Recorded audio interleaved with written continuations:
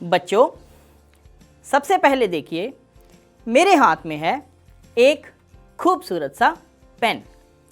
यह काले रंग का पेन मैंने 50 रुपए में खरीदा था। अब देखिए, मैंने यह पेन खरीदा है 50 रुपए में। इसका मतलब इस पेन का क्रय मूल्य यानी खरीदने वाला मूल्य वह है 50 रुपए। अब मान लीजिए कि मेरे किसी मित्र को यह पेन बहुत पसंद आया, तो उन्होंने मुझसे कहा कि यह पेन मुझे बेच दो। मैंने कहा, नहीं भाई, मैंने तो यह पेन बड़े चाव से 50 रुपए में खरीदा है। तो मेरे मित्र ने कहा, चलो मैं तुम्हें इसके 60 रुपए दे दूंगा, तुम अपने लिए और पेन खरीद लेना। तो मैंने भी सोचा कि भाई 50 रुपए का पेन खरीदा था, 60 रुपए में ये मुझसे ले रहा है, तो मैं इसे दे देता हूँ। तो देखिए, 50 रुपए में हमने वह पेन खरीदा था और मैंने अपने मित्र को वह पेन 60 रुपए में बेच दिया। इसका मतलब यह है कि मेरे इस पेन का विक्रय मूल्य यानी बेचने का मूल्य, विक्रय मूल्य आया है 60 रुपए। तो बच्चों बताओ, मुझे फायदा हुआ या नुकसान? फायदा हुआ, है ना, क्योंकि मैंने तो खरीदा था सिर्फ 50 रुपए में और मुझे बेचने पर कितने रुपए प्राप्त हुए? 60। इसका मतलब मुझे यह पेन बेचकर लाभ हुआ, फायदा हुआ है। और यदि मुझे ज्ञात करना हो कि मुझे कितना फायदा हुआ, तो क्या करें? हम यह जो मेरा विक्रय मूल्य है 60 रुपए, इसमें से घटा देते हैं जो मेरा क्रय मूल्य था, यानी कि 50 रुपए।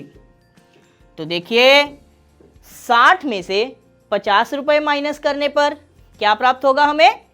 10 रुपए। इसका अर्थ क्या है कि मुझे अपने मित्र को यह पेन बेचने से पूरे 10 रुपए का फायदा हुआ, 10 रुपए का लाभ हुआ। तो देखा आपने, मैंने एक पेन 50 रुपए में खरीदा और 60 रुपए में उसे बेच दिया, बीच में से मुझे 10 रुपए का फायदा हुआ। बच्चों, आपको पता है, जीवन में आपके आसपास जितने भी दुकानदार हैं, रद्दी वाले हैं, सब्जी वाले हैं, दूध वाले, वे सभी इसी प्रकार से चीज़ों को कम दाम में खरीदते हैं और उन्हें थोड़ा मुनाफा कमाकर, थोड़ा लाभ कमाकर बढ़े हुए दामों पर बेच देते हैं। इसी लाभ से उनका जीवन यापन चलता है।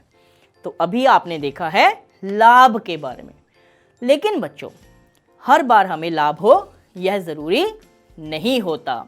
आइए मैं आपको एक और उदाहरण से समझाता हूं। बच्चों देखिए, मेरे हाथ में है यह मेरा मोबाइल।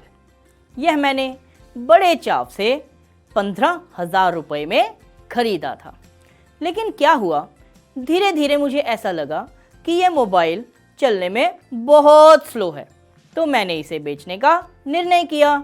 लेकिन जब मैंने इसे बेचने का प्रयास किया, तो जो भी खरीदार मेरे पास आते थे, वे मुझे 15,000 रुपये देने के लिए राजी बिल्कुल भी नहीं थे। वे कहते थे कि यह मोबाइल तो पुराना हो गया है। पुराना हो गया तो मैंने कहा क्या हुआ, लेकिन वो कहते कि नहीं, यह मोबाइल पुराना हो गया, अब हम इसके 10,000 रुपये देंगे। कोई कहता 11,000 रुपये देंगे। एक सज्जन आए, वो कहते इस मोबाइल के हम आपको 12,000 रुपये दे देंगे। तो मैंने यह मोबाइल मजबूरी में 12,000 रुपये में उन्हें दे दिया। तो देखिए बच्चों, मैंने मोबाइल कितने रुपए में खरीदा था? 15,000 रुपये में। इसका अर्थ है मेरे मोबाइल का क्रय मूल्य कितना हुआ? 15,000 रुपये। और जब मैंने इसे बेचा तो वह बिका 12,000 रुपये का।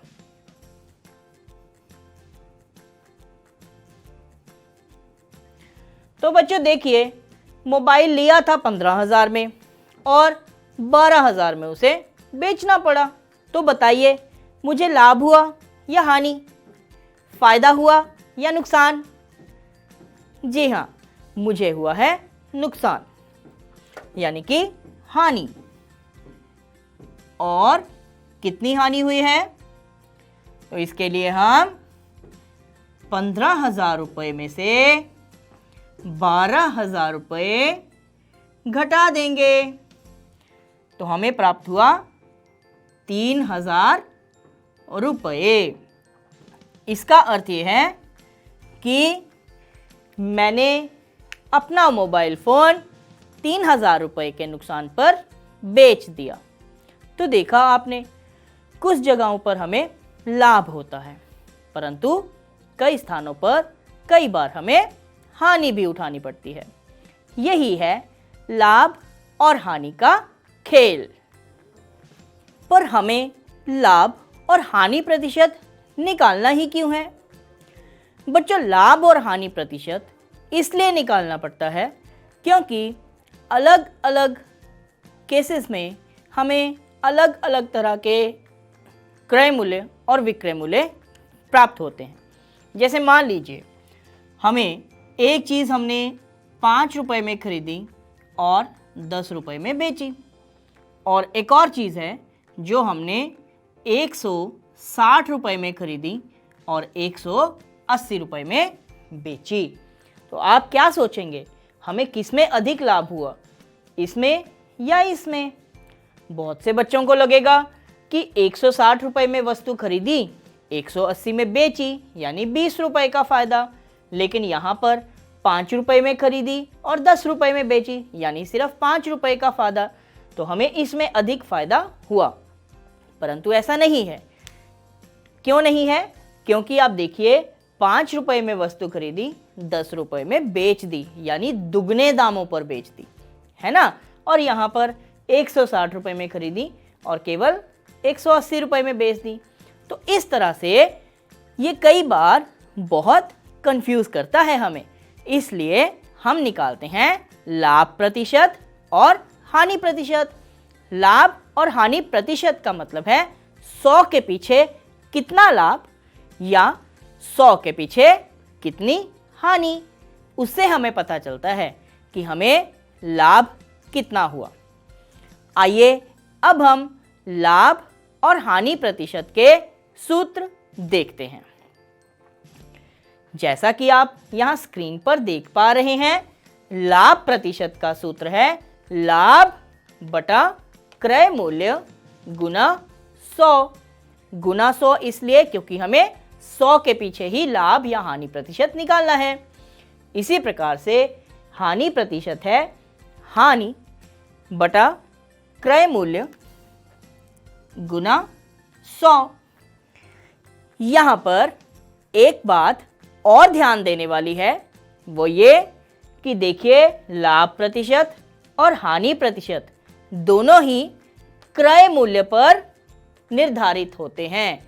यानी लाभ प्रतिशत और हानि प्रतिशत दोनों ही खरीदने वाले मूल्य यानी कि क्रय मूल्य पर ही कैलकुलेट किए जाते हैं। आशा करता हूं आप ये सूत्र हमेशा ध्यान में रखेंगे। देखिए, जैसा कि सबसे पहले हमने आपको बताया था, मैंने यह पेन खरीदा था 50 रुपये में और बेचा था 60 रुपये में। आइए हम देखते हैं हमें कितना लाभ या कितनी हानि प्रतिशत हुई। देखिए बच्चों, मैंने पेन खरीदा था 50 रुपये में और इसे बेचा था 60 रुपये में, तो मुझे लाभ प्राप्त हुआ था कितना? 60 में से 50 को माइनस कर दिया, तो 60 में से 50 गया 10 रुपये। ये तो था मेरा लाभ। लेकिन अब मुझे देखना है कि मुझे कितने प्रतिशत लाभ हुआ। तो हम लाभ प्रतिशत का सूत्र लगाएंगे। देखिए, लाभ प्रतिशत का सूत्र था लाभ बटा क्रय मूल्य। लाभ बटा क्रय मूल्य गुना 100। तो देखिए बच्चों, अब लाभ कितना हुआ? 10 रुपए का।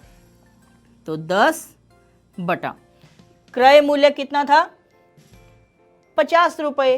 50 रुपए में मैंने पेन खरीदा था, गुना 100। तो देखिए, एक शून्य से एक शून्य कट जाएगा। यहाँ बच गया 5, 5 से 10 कट जाएगा, 5 दूनी 10। अब नीचे से 5 और शून्य खत्म हो गया, ऊपर बचा है 2 गुना 10। 2 गुना 10 कितना हुआ? 20। इसका मतलब लाभ प्रतिशत कितना आ गया? 20%।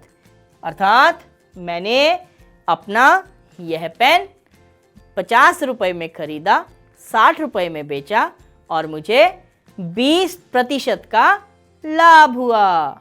तो है ना ये फायदे का सौदा।